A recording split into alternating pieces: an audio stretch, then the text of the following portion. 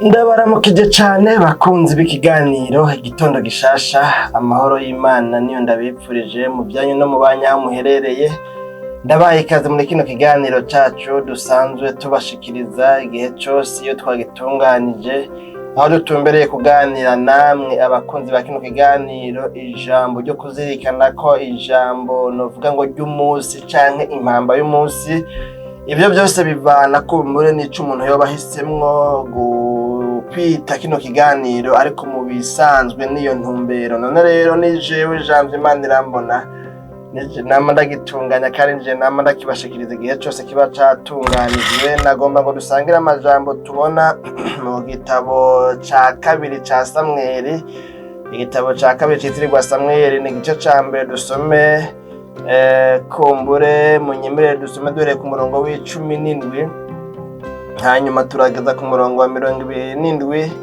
Turaza kurabira hamwe rero amajambo cane cane dushaka, aho tuja kurabira hamwe kumbure murongo wa 21, wa 25 na 6 n'indwi. Kumbure iyo mirongo tuyifatanye nkuko tuza kumva kumbure turongowe mu mutima, hanyuma twisunze umwanya dukoresha umwanya umugani wa babandi, kubera yuko nta mpamvu yo kumara amasaha abiri yose mu ijambo. Novuga ngo ni ijambo umuntu atekereye uwundi canke nawe yitekereye kugira ngo agirirwana mu bikorwa vyiwe vya misi yose. Ayo majambo avuga gutya rero ku ndazi y'amajambo, havuga ngo Dawidi acura intimba ya Sawuli na Yonatani. Maze Dawidi acura intimba ya Sawuli n'umuhungu wiwe Yonatani, avyita agacurantimba k'umuheto, avuga ko bavyigisha abayuda, vyanditswe mu gitabo ca Yashari. Atewe Isirayeli, icubahiro cawe gitsinzwe ku mpinga z'imisozi yawe. Ewe kuntu abahizi baguye, ntimukabikerutse igati, ntimukabitangaze mu nzira z'i Ashikeloni. Abakobwa b'Abafilisitiya boye kunezerwa, abakobwa b'abantu b'intakebwa boye gutera impundu. Yemwe misozi y'i Gilibowa, aha ni ku murongo wa 21, ntihagatonde ikime kuri mwebwe canke ngo hagwe imvura, ntihakamere imirima ngo baronke ko umushuzo w'amashikanwa, kuko kuri mwebwe ariho inkinzo y'umuhizi yashiburiwe, niyo nkinzo ya Sawuli itazosigwa amavuta ukundi. Umuheto wa Yonatani ntiwatabaruka utanyoye amaraso y'abishwe, udasakije mu binure by'abahizi, kandi inkota ya Sawuli ntiyatabaruka ubusa. Yewe kuntu Sawuli na Yonatani bakundwa kandi ari abanyagikundiro, nta cabatandukanije mu kubaho kwabo canke mu gupfa kwabo. Barusha inkukuma kunyaruka, barusha n'intambwe gukomera. Yemwe bakobwa b'Abisirayeli, nimuririre Sawuli, yahora abambika impuzu zisa n'agahama, mugashaza yashariza impuzu zanyu n'utugenegene tw'izahabu. Murongo wa 25 ni 30 rero ya nyuma. Yewe kuntu abahizi baguye mu ntambara hagati, Yonatani arambaraye ku mpinga y'umusozi wawe aho yatsinzwe. Unteye akabonge nshuti yanje Yonatani, yewe kuntu nagukunda. Urukundo wankunda rwari urw'igitangaza, rwaruta urukundo rw'abagore. Yewe kuntu abahizi baguye, ibirwanishwa vyabo bikononekara, Imana yacu ni dutabare bene data bakunzi ba kino kiganiro. Igitondo gishasha, aya majambo rero niyo mbazaniye, niyo ngomba ko dusangirako, niyo ngomba ko tuganirako, dukuye muri ijambo rivuga ngo ku misozi y'Igilibowa. Imana yacu ni dutabare. Iyi misozi y'Igilibowa hariho ahantu nayanditse ariko mugabo sinahazanye kuko si ngomba yuko bihaba bitwara umwanya muremure kumbure usumba uwo dusanzwe dukoresha, ariko iyo misozi y'Igilibowa narayanditse, naranayivuze ko muri ya mvuga amazina ndafise umugwi nise ngo imisozi y'Igilibowa, aho nzovuga kumbura amazina avuga mwene ivyo bintu. Ariko mugabo ubu nagomba ngo dusangire aya majambo mwumve iyi misozi y'Igilibowa. Iyo misozi y'Igilibowa ntiyari Mikega canke imisozi bita ngo ni imisozi y'Igilibowa, bagomba kuvuga umugwi w'imisozi yari novuga ngo aux alentours y'uwo musozi witwa Gilibowa. Niyo misozi bitari ngo ni imisozi y'Igilibowa. Ni nkuko twovuga ngo emwe mwa misozi y'iteza, biba bigombye kuvuga ngo imisozi yose ikikuje Teza yose yabaye imisozi y'iteza. Imana yacu ni dutabare. Nano majambo ijambo rero bivuga ngo ku misozi y'Igilibowa niryo nagomba kumbure ngo tumere nk'abagobotoramwo. Mbega ku misozi y'Igilibowa habaye iki, vyagenze gute? Twavyumvise ni igihe Dawidi yariko ngo aracura intimba, maze gucura intimba kwiwe aravuga ngo bavyigishe Abayuda, bavyandike no mu gitabo citwa Yashari, hanyuma bizoze ngo birigishwe, novuga ngo muri cours ya histoire y'ivyagiye biraba mu Bisirayeli. Avyita ngo ni agacurantimba gahariwe gucura intimba ku bwa Sawuli na Yonatani umuhungu wiwe. Imana yacu ni dutabare.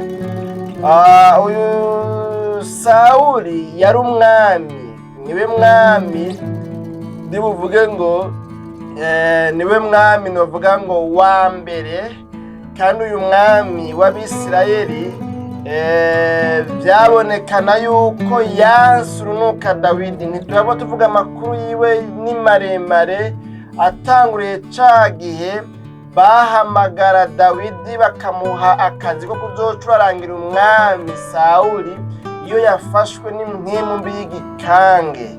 Yaragwara akamera kujya ko umuntu afashwe n'intandara, ariko ngo yahura n'umupianiste sawasawa abizi yabinonosoye nka Dawidi, kandi ngo si kubinonosora gusa mu vyumve ntimabe mwumva mumwengo na gahogo n'umurya niwe wari ukenewe, ahubwo afise iyo mpano kandi afise ayo mavuta. Imana yacu ni dutabare. Hanyuma rero turetse n'ivyo, murazi vyabaye mu nyuma yuko yahavuye yica Goliyati nawe cari kigatanya co mu Bafilisitiya, catuka cacokora novuga ngo cacukiza Abisirayeli, kikabatuka ibitutsi.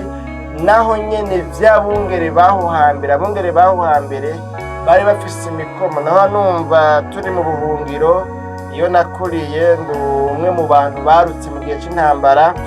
Hanyuma rero hariho abantu nk'abo bari biharaje mu buhungiro gutukana ibitutsi mwene ivyo, nako tugashengerera tukaja kwirigara tukumviriza, ugasanga umuntu aravuze igitutsi mu buryo umengo ariko yivuga amazina, agashunguruka abantu uti taho rero abantu bakumva umengo naka niwe abizi cane gose.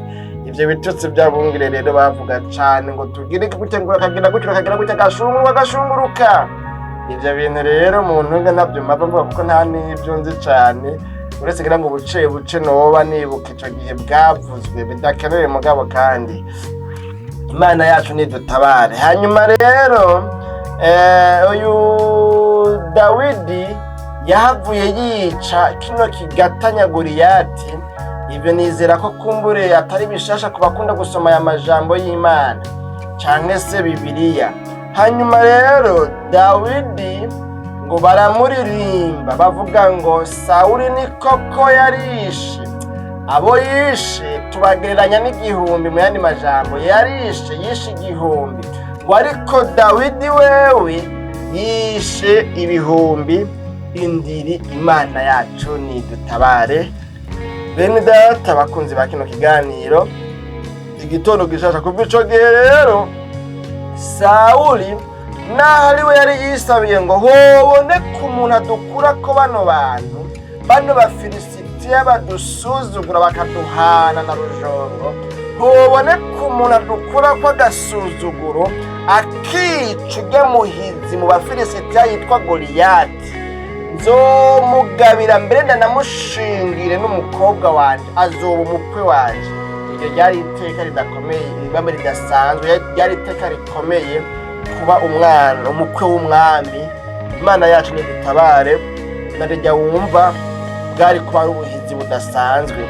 Hanyuma rero Sawuli ngo aca kuva uwo munsi atangura kwanga, atangura kugira jaruzi, atangura kugira inzigo ayigirira Dawidi, ngo kubera yuko ngo bamuherereje ko wewe ngo abantu bakeya, kumengo ntiyishe benshi, ko Dawidi ari we yishe benshi. Ataho rero nta bindi karabaye, n'ingoma bazoyima n'ubwami bazomuha. Imana yacu nidutabare. Ariko Dawidi we ivyo nta n'ivyo yari arimwo, yari afise umutima udasanzwe Dawidi, tutaronka umwanya wo guhava tuwusigurako. Kuva ico gihe rero ngo Sawuli aca baharondera ingene yokwica Dawidi. Dawidi ngo akaza agacurarangira umwami Sawuli yarwaye, vya bintu vy'intandara ziwe vyamurekura, wakabona Dawidi aho yicaye ariko aramucurarangira, wagaca ahitana icumu agaca aritera Dawidi ngo rigasakiza aho yari yicaye, no kuvuga nawe agaca kwepa, ngo Imana igenda imukiza gutyo. Hagera n'igihe rero Dawidi nawe ati jewe karabaye, burya nta bindi, umwami agomba kuzonyica, atangwa kuzarabaho ahunga. Ubwo gwanko rero rw'umwami Sawuli Dawidi arubamwo gutyo. Ariko ngo umuhungu wiwe Yonatani wewe nawe nyene Imana imuha umugisha, nuko nyene kumburengira ngo atakiriho nyene, nari kuvuga ko kumburengira nawe nyene ahezagirwe, ariko mugomba nyene ntakiriho. Ngo wewe ntiyanse urunuka Dawidi, abaho rero ngo akunda Dawidi cane, ngo bakundana nk'akaja munda, bakundana nka cene na cene, naho yarazi yuko ari wazosubira ku ngoma ya se. Ariko Yonatani aramenya ati ubwami si data yabutanze, ahubwo ni Imana yabuhaye uwo yigomeye, kandi uwihaye nta umwima nta umwaka. Imana yacu nihimbazwe. Bene data bakunzi ba kino kiganiro gitondo gashaka, singomba guhava ntiba muri ico, iko ndaza mugabo kugira ngo mwumve neza ubasha kuno gucura intimba kwa Dawidi gufise. Hanyuma rero ngo hagera igihe rero yahavuye agwa mu ntambara, uyu Sawuli n'umuhungu wiwe Yonatani. Naho Sawuli yabayeho yankurunuka Dawidi, naho Sawuli yateye intambwe akava mu kwangurunuka Dawidi, ahubwo akanabimwereka, akanamuhiga, akanamutera amacumu, bikanka kubw'Imana ya Dawidi. Nubwo byagenze gutyo, Dawidi rero ngo umunsi yumva yuko Sawuli yapfuye, kuko Dawidi wewe yavuga ngo jewe sinezererwa nuko abantu bapfa, naho nzi neza yuko adapfuye ntazoshikira ubwami nasezeraniwe, ariko ntazopfe ku bwanje, kandi sindamwipfuriza gupfa. Ndizera ntakekeranye mu bantu ba kino gihe, bamenye neza yuko iterambere bipfuza gushikako batazorishikira kiretse naka ari mu kibanza kanaka ahavuye, boca barondera ingene ba precipita urupfu rwiwe, ingene barunyarutsa ngo apfe n'ingoga. Nibutse agakuru karaho, umuntu umwe ahantu hamwe yari umuvugabutumwa canke se umwarimu mutoya muri munyemere mvuye ngo mutoya nyene kubera ko nyene nta kundi biri buvugwe, yari umuvugabutumwa umu evangeliste. Hanyuma rero murazi ko hari inzego, hariho abavugabutumwa canke abarimu, hariho abo twita ngo n'abadiyakoni, hari abo twita ngo n'abapasiteri, hava hari abapasiteri hakaza kumbure abapasiteri bajejwe akarere canke novuga ngo district munyemerere bivuge gutyo kumbure ngira ngo baca bavyumva batari bake. Hanyuma hakabaho rero n'aba reverend pasteur barongoye novuga ngo hafi novuga ngo intara yose y'ubutumwa canke se yivugabutumwa canke se barongoye misiyoni kumbure mu mvugo y'igiporoti aho muca mu vyumva abasanzwe ari abaporoti nka jewe Imana yacu niyibazwe. Hanyuma rero uyo mwarimu ngo yumva umutama araho yari umurevera pastor yari umurongozi wa misiyoni, yumva ngo yagiye muri koma yagombye gupfa. Hanyuma ngo mugabo ararabuka mu nyuma. Hanyuma rero babimubwiye acavuga ngo none ngo mcego abantu barantangaza, none ngo ujye mutama ashaje kurya bamurira ngo bingane bingahe ngo ntiyopfa akabisa abandi bakarya. Imana yacu nidutabare, napfe abisa abandi barye. Imana yacu nidutabare. Bene data bakuzi ba kino kiganiro igitondo gishasha cacu cuno musi, ntumbereye kuvuga yuko aba kino gihe bobo bumvise ngo uwo bazosubirira adapfuye ntibazoronka kirya kibanza cabo. Nemeza ntakekeranya yuko boca barondera ahubwo ico muhitana n'ingoga kugira ngo apfe nabo ahave bahaje.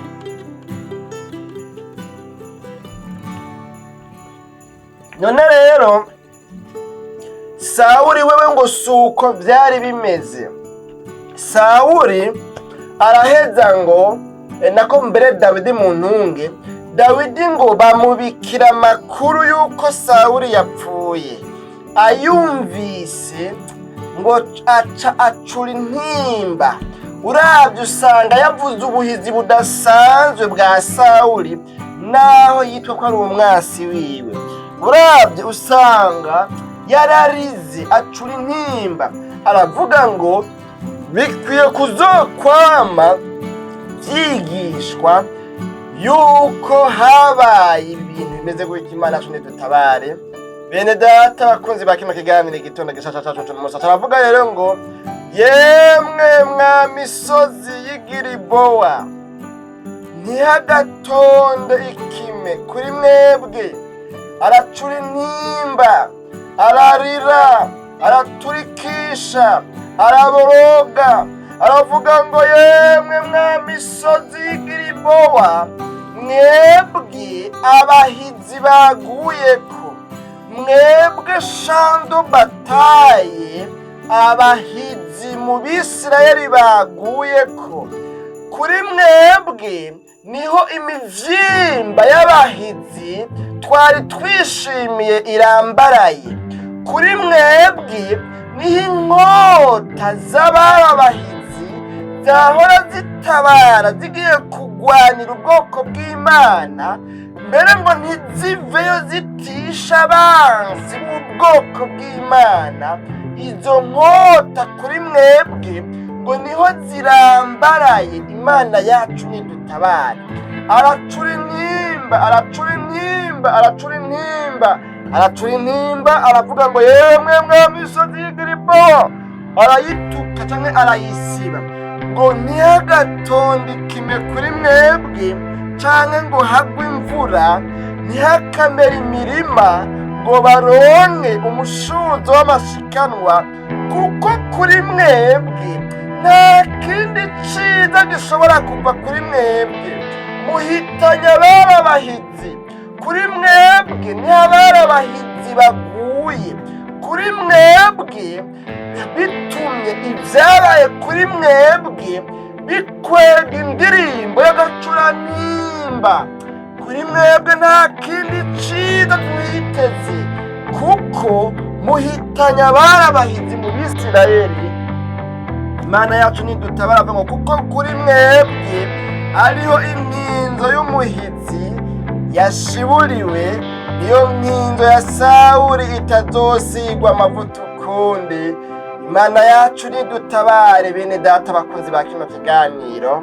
Igitondo gishasha cacu cuno munsi nta n'amajambo narinkuzaniye ngo tuyasangire, uyatekere nawe uyitwaze uyiyumvireko.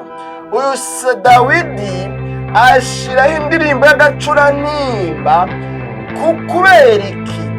Kubera yuko abari abahizi mu Bisirayeli bapfuye, naho hariho ibyo batemeranya ko na Sawuli, naho Sawuli yarondeye kenshi ngo yice Dawidi, ariko Dawidi Imana ikamutabara.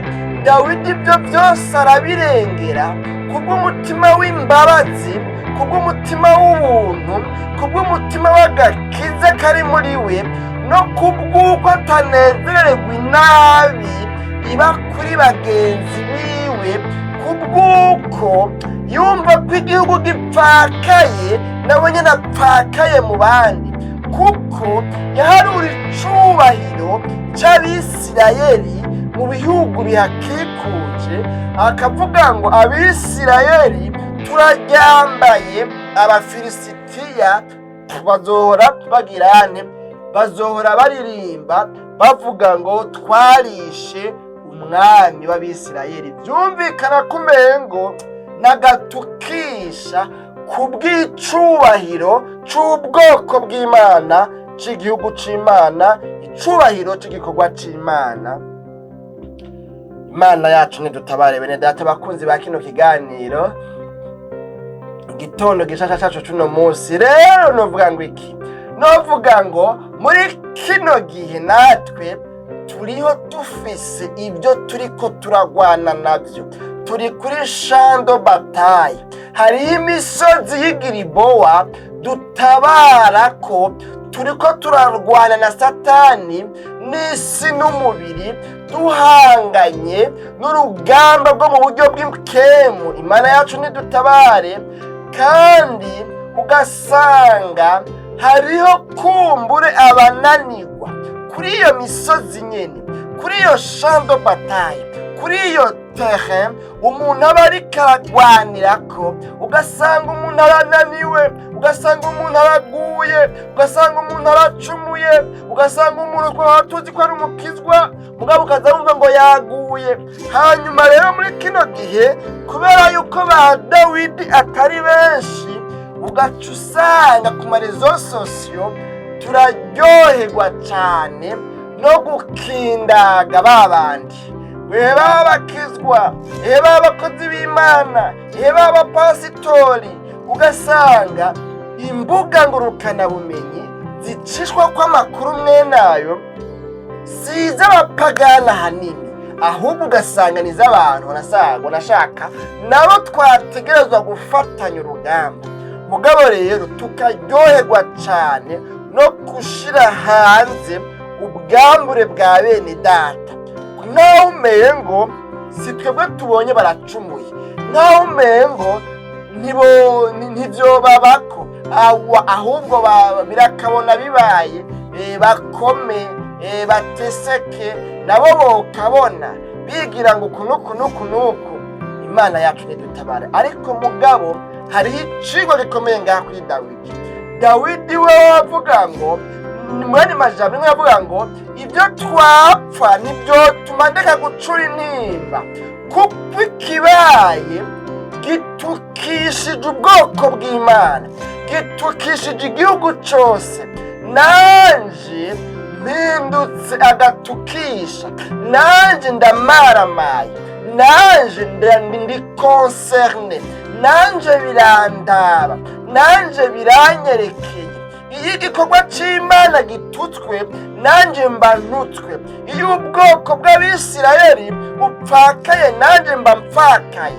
None rero ibyo twapfa ibyo ni iby'iwacu tubishira ipembeni, ariko ikibaye n'agacurantimba ntitaye ku nyungu zindi noronkamwo, ariko ibibaye ntibyari bikwiye kuba gutyo, byari bikwiye kuba mu mahoro. Hari izindi nzira byari bikwiye kubamo, yari akwiye kuzogenda yisaziye iby'ubwami naho ntobironka, ariko ntibyari bikwiye kumera gutyo. Aravuga ngo yemwe mwa misozi y'Igilibowa mwe rero byabaye ko kuri mwebwe ntihakabe iciza na kimwe gisubira kuhaba, kuko kuri mwebwe niho abari abahizi baguye.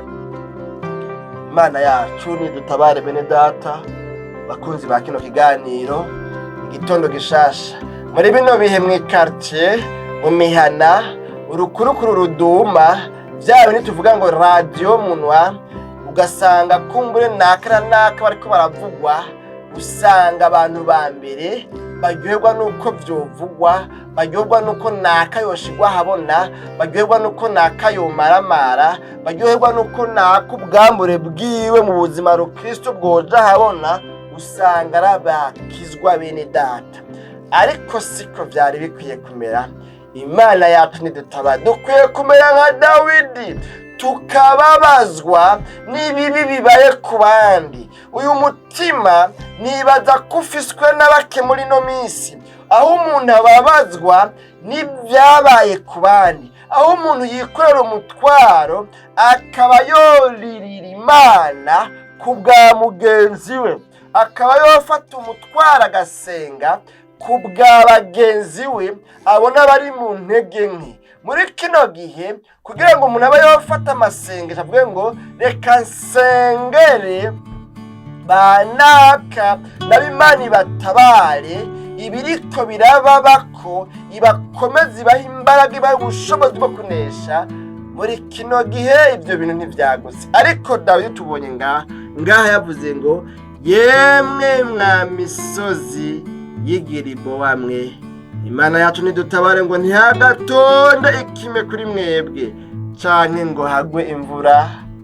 Imana yacu nidutabare. Ya 40 twabonye ngaha ngo wewe kuntu abahizi baguye mu ntambara, yasigaye avuga ubuhizi bwa Sawuli naho yari umwansi wiwe.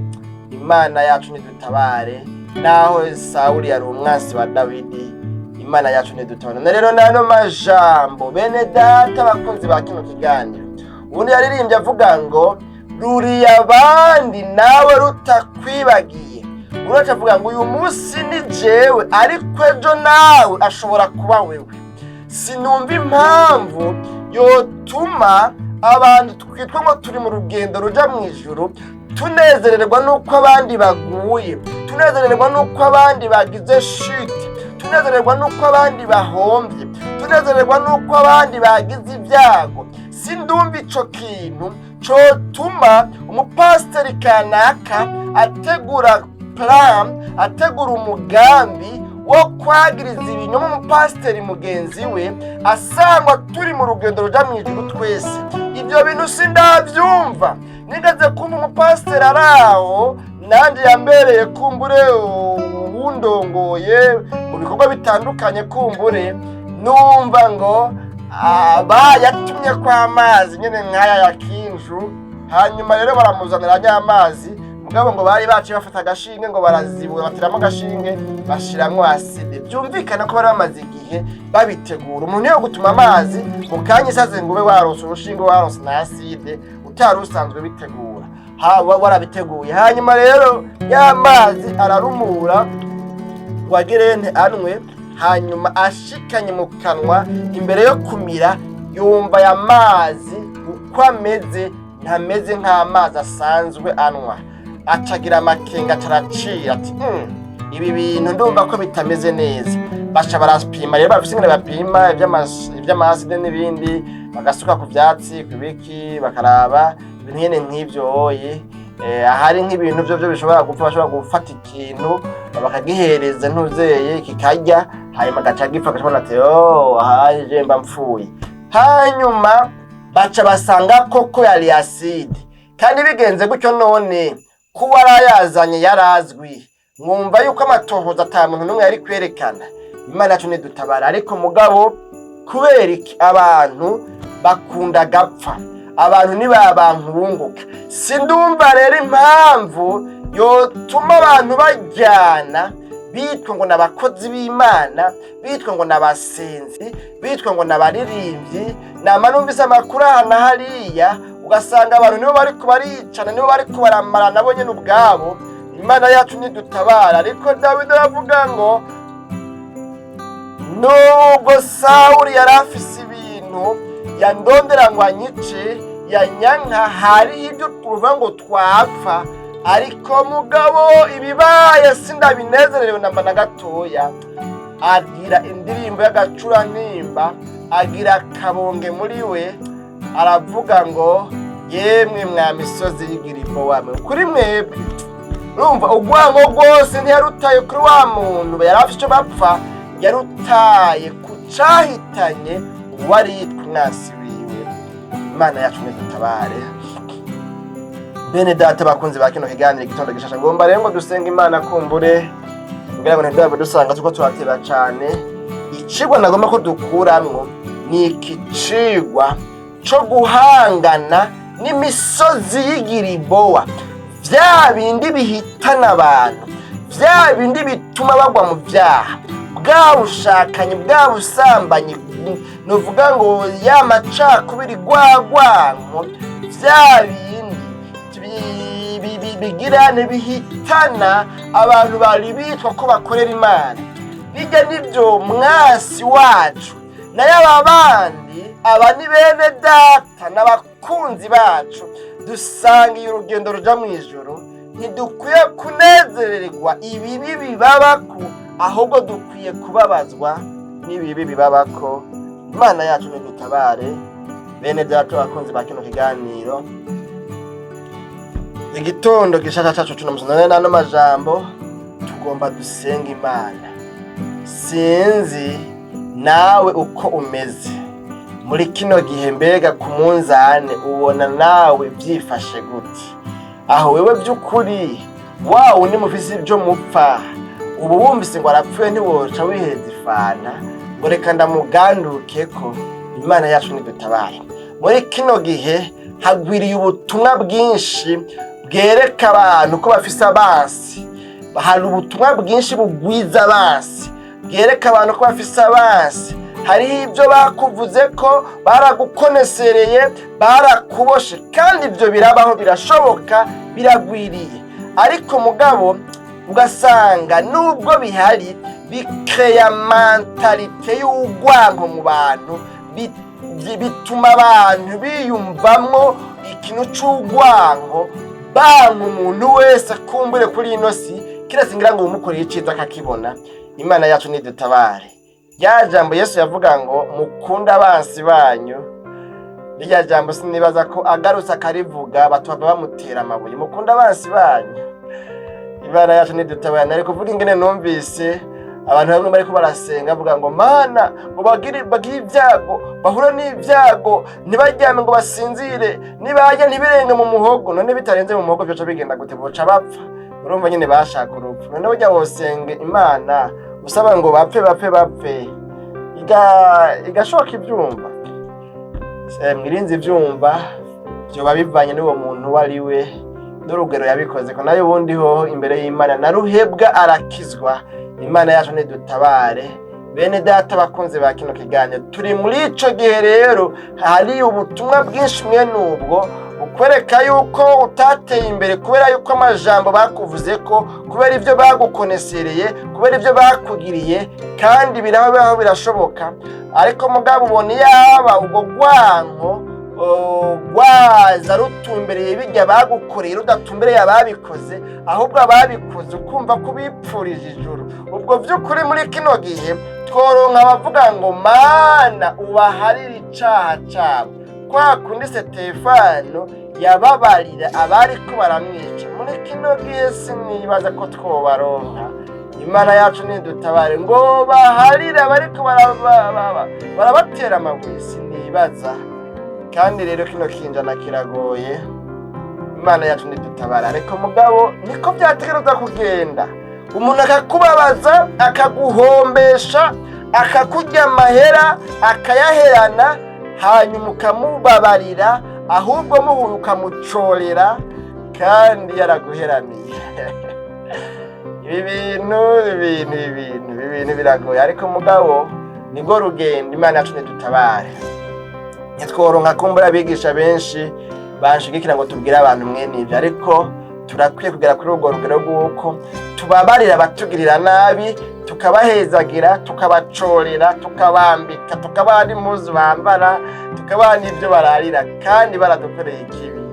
Imana yacu nidutabare. None rero naho ku misozi y'Igilibowa, nawe nubwo biruko birashoboka ahantu kuri shando do batayuri mu buryo bw'intambara, mu buryo bw'ukemu, ugasanga warakubiswe umwereka, ugasanga uri kurahagwa, canke ibirenge byawe ni gato bigatirimuka, hasigaye gato ukagwa mu byaha.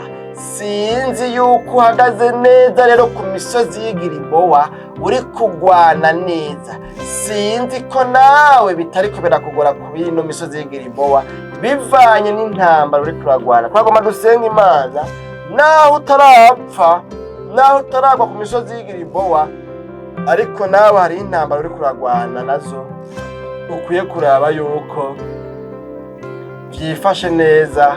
Bitifashe neza ukabwira Imana ngo Mana nyongera imbaraga, nyongera ubushobozi, nipfuza kunesha uru rugamba mpanganye nabwo. Tugomba dusenga Imana. Wumva wobwira Imana ngo Mana, nanje ku misozi y'Igilibowa ndiko ndahanyagirwa, ndiko ndakwa inkomezi, ndiko ndagenda nkonyera, ndi umunyantege mu buryo budasanzwe. Ku misozi y'Igilibowa nanje ndashobora kuhagwa umwanya uwo ari wo wose. Tubonye ko Sawuli na Yonatani aribo bahaguye, ariko muri ino minsi birashoboka ko ari we uri kurahagwa, birashoboka ko ari we wahaguye, birashoboka yuko ari we ugiye kuhagwa. Ukwiye gusenga ukabwira Imana ngo mbabarira ibintu byose Satani yokorera ko yofatirako kugira ngo andonke ku misozi y'Igilibowa. Nsubizamo inkomezi, nsubizamo ubushobozi, ndagomba kunesha. Nubwo biruko Mana, ngomba kunesha imisozi y'Igilibowa ndayirengane shike mu ijuru. Dusenga Imana n'abahirwa abantu bariko barabyifatamo neza ku misozi y'Igilibowa, aho abandi bariko baragwa ariko bo bakaba bariko barashinga intahe. Imana yacu nidutabare. Ariko n'abahombe, abantu nabo bariko barahanyagirwa n'utwo bari bafise, kuko nyene murumva yuko kunyagwa no kunyagwa nyene n'uruhombo si inyungu. Mwami w'abami Yesu, tugushimiye cyane ku bwana amajambo twumvise atubwiye ku misozi y'Igilibowa ingene abahizi bahaguye, kandi no muri kino gihe abahizi benshi bariko baragwa ku misozi y'Igilibowa. Ariko umuntu avuze ngo Mana, erega nanje narasubiye inyuma mu mutima, mfise intege nke, hariho uruhombo maze guhombera ku misozi ndiko ndagwanira ku rugamba, muri vya bindi ndiko ndagwanirako, muri ya misozi y'Igilibowa nanje ndimwo ndiko ndanyagwa, ahubwo ni gato nkagwayo. Hanyuma akaba ahisemo gutabaza akavuga ngo Mana nuntabare ubize ko imbabazi, hanyuma usubizemo inkomezi, ububasha n'ubushobozi kugira ngo ntsinde uru rugamba rwo ku misozi y'Igilibowa. Ubusenze gutyo umugirire neza, umuguze ko imbabazi kandi umushoboze kubibamwo. Mu izina ryawe ryera Kristo Yesu, no tubisabye tuvyizeye. Amen.